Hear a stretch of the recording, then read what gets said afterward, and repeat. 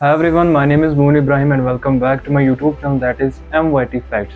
First of all, thank you so much आपके इतने प्यार और सपोर्ट के लिए कि मैं आज 100 सब्सक्राइबर अचीव कर पाया। तो चलते अपने वीडियो की तरफ। तो दोस्तों, मैं बात करने वाला हूँ एक ऐसे इंसान के बारे में जिसकी वजह से पूरी दुनिया को खून खराबा देखना पड़ा। एक ऐसा शख्स जिसने बहुत सारे लोगों को मौत के समंदर में उतारा। मैं बात कर रहा हूँ एक ऐसे डिक्टेटर के बारे में जिसने वर्ल्ड वार सेकंड को जन्म दिया, जो नाजिज्म एलाइज का लीडर था, एडोल्फ हिटलर। हिटलर का जन्म अप्रैल 20, 1889 ब्रानोवा, ऑस्ट्रिया में हुआ था। यंग एज से ही उसको आर्ट में बहुत इंटरेस्ट था, लेकिन कुछ समय के बाद उसने अपने कदम पॉलिटिक्स में डाले। During world war first Germany की आर्मी को ज्वाइन करने के बाद उसको ब्रेवरी का मेडल भी दिया गया। उसके बाद उसने एक पॉलिटिक्स पार्टी में अपने कदम जमाए। वही पार्टी कुछ समय के बाद नाजी पार्टी से मशहूर हुई। वो अपनी पैशनेट स्पीच से बहुत मशहूर हुआ और धीरे धीरे उसने बहुत सारे फॉलोअर्स भी गेन कर लिए। लेकिन अब सवाल आता है, how Hitler became chancellor of Germany. तो दोस्तों, ये बात है जनवरी 30, 1933 की, जब नाजी पार्टी जीत गई थी बहुत सारे वोटों से इन जर्मन पार्लियामेंट में। लेकिन ड्यूरिंग इलेक्शन 1932 प्रेसिडेंट पॉल जो थे वो बहुत ही प्रेशर में आ चुके थे, क्योंकि जो उनके पॉलिटिकल एडवाइज़र्स थे उनका ये मानना था कि वो हिटलर को कंट्रोल कर सकते हैं, और उन्होंने ही हिटलर को अपॉइंट एज चांसलर किया।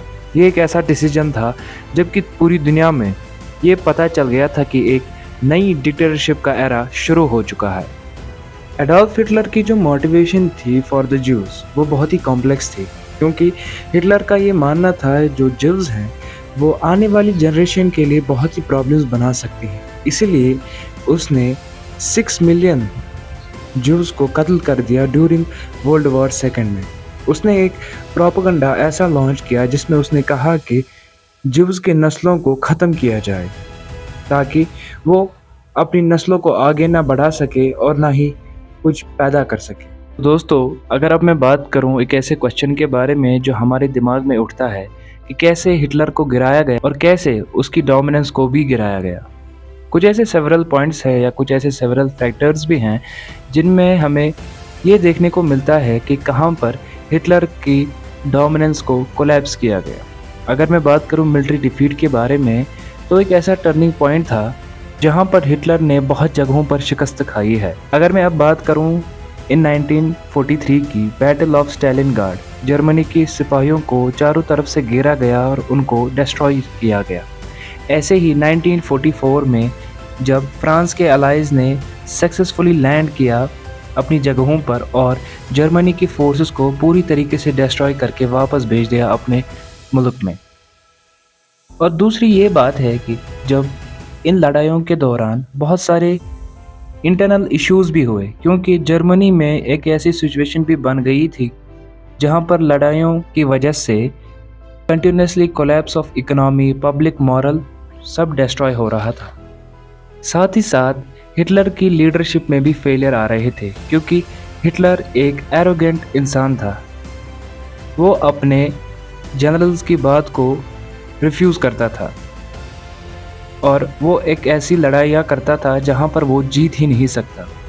एट लास्ट जब हिटलर को ये पता चला ना वो कभी जीत सकता है ना कुछ, तो उसने एक काम किया। ना वो चाहता था कि वो किसी के सामने नज़र आए ना कुछ, क्योंकि उसकी ज़िंदगी में या उसकी लाइफ पे एक एक्ट पड़ा था जिसका नाम रखा गया था ह्यूमन वायलेशन एक्ट। इसी के साथ इन अप्रैल 30, 1945 उसने अपने आप को गोली मारकर ख़त्म कर दिया इन बर्लिन।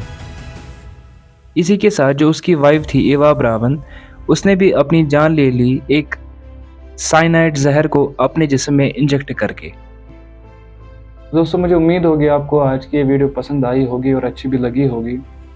तो मेरी इस चैनल को MYT फैक्ट्स को ज़्यादा से ज़्यादा सब्सक्राइब, शेयर एंड फॉलो करें, और साथ ही साथ सोशल मीडिया पे भी, इंस्टाग्राम और फेसबुक पे भी हमको फॉलो करें। Thank you so much for watching.